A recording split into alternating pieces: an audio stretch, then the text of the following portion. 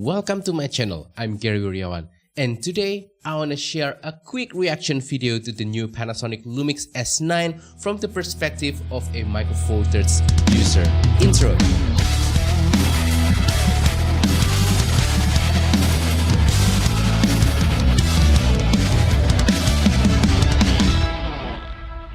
So, a few days ago, Panasonic just released the all-new Panasonic Lumix S9 full-frame camera. I think it's an interesting product, and in this video, I want to share to you what I like from that camera, what I don't like from that camera, what I think is just so-so, and what are my hopes for the upcoming cameras, especially for the Micro Four Thirds, how the S9 will contribute into the future of the development of Micro Four Thirds camera systems, which I really love so much.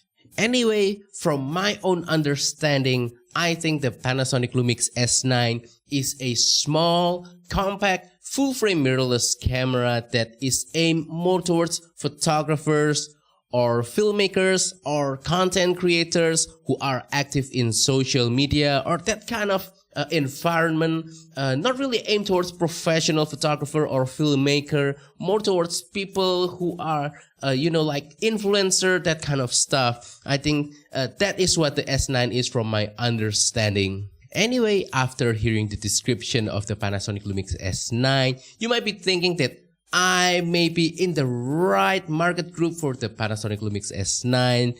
Maybe that's true, maybe that's not true, I don't know. But a few things: I'm not a professional photographer, I'm just an enthusiast photographer. That checks the mark. I'm active in YouTube, I'm a content creator of some sort, even though I'm just a hobbyist. That also checked the marks. So let's start with what I love from the Panasonic Lumix S9. First thing that I like is the compact form factor of the Panasonic Lumix S9. I think Panasonic did a good job trying to keep that full frame camera small and compact and relatively lightweight for what it is.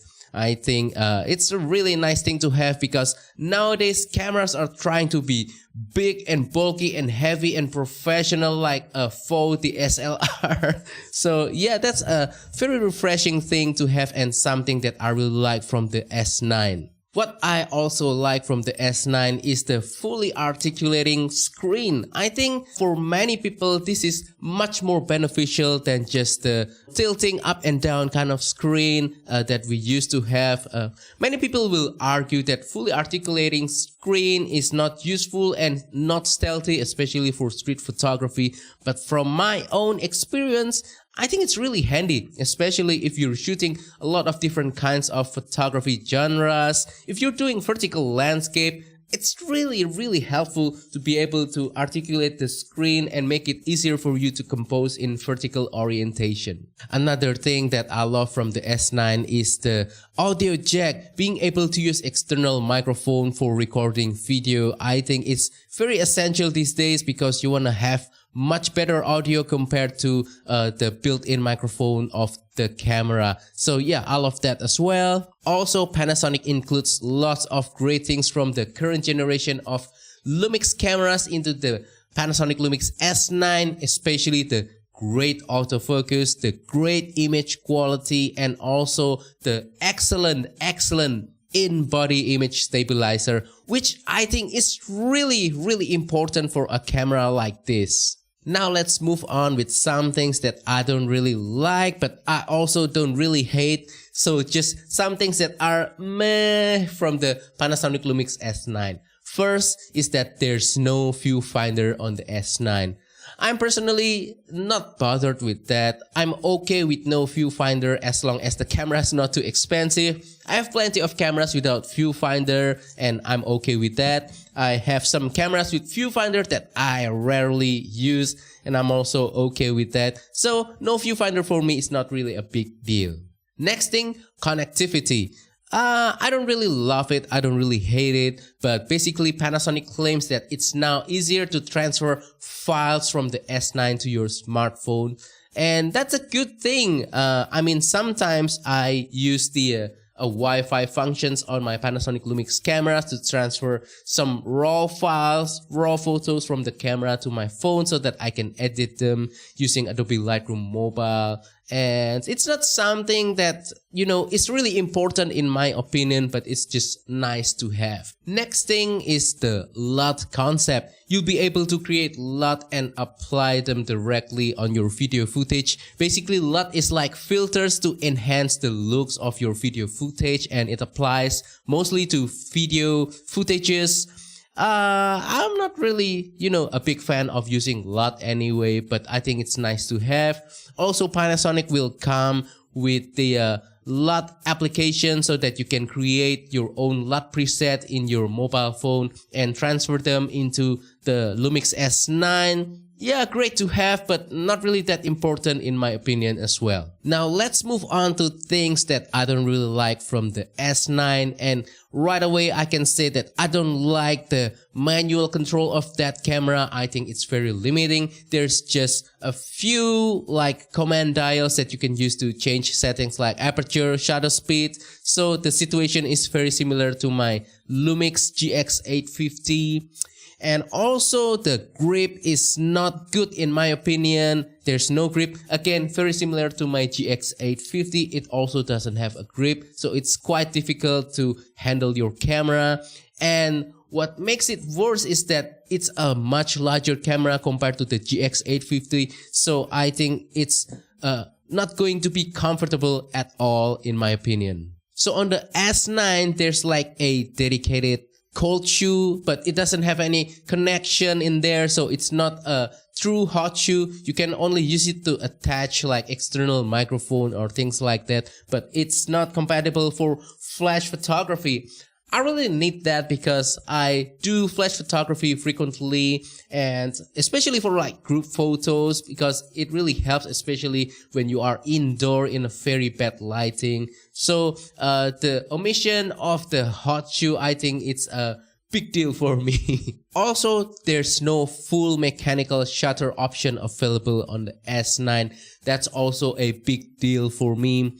Even though I'm using electronic shutter mechanism most of the time with most of my Panasonic Lumix cameras, having the ability to be able to switch back to full mechanical shutter, I think is very important, especially if you're doing long exposure photography, or if you're using flash again, you have to use mechanical shutter. Electronic shutter is not enough in my opinion. Anyway, after hearing all of my thoughts, my opinion about the S9, regardless of its strengths and weakness, I still think that the S9 is a step on the right direction from Panasonic. So I'm really hopeful that the camera will succeed in the market in the future.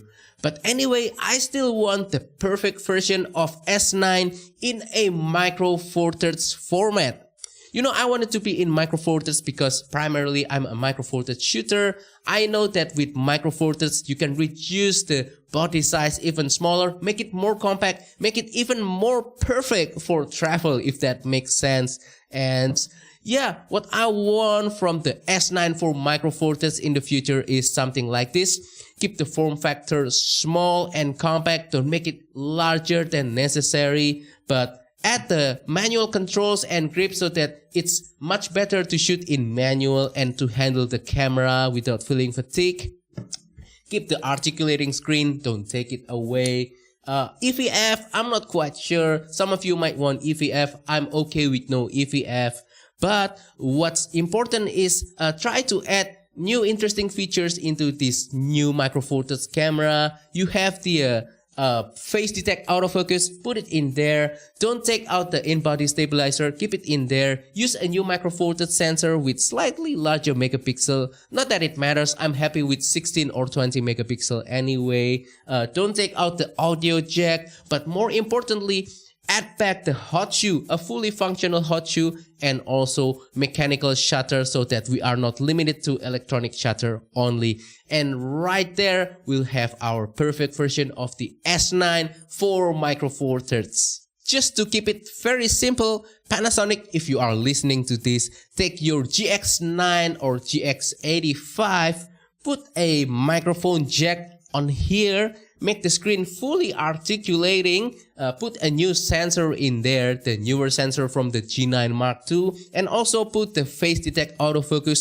Don't take out anything else, keep the form factor small, and we will have our perfect version of the S9 for Micro Four Thirds. I really hope Panasonic will release that camera, and I will definitely buy that kind of camera if Panasonic or anybody else, come up with that camera in the future for Micro Four Thirds. And that wraps up today's video. So that is all for my thoughts about the S9 and what I hope will be the S9 for Micro Four Thirds in the future. I hope this has been interesting, informative, and entertaining. So please let me know in the comment down below, what do you think of the S9? What would you do to make the S9 better in the future? Please comment down below. Let's have a little bit of a discussion.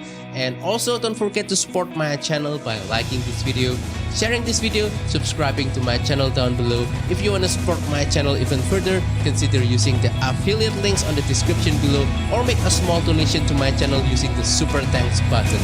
Thank you, and I'll see you on the next video. Goodbye.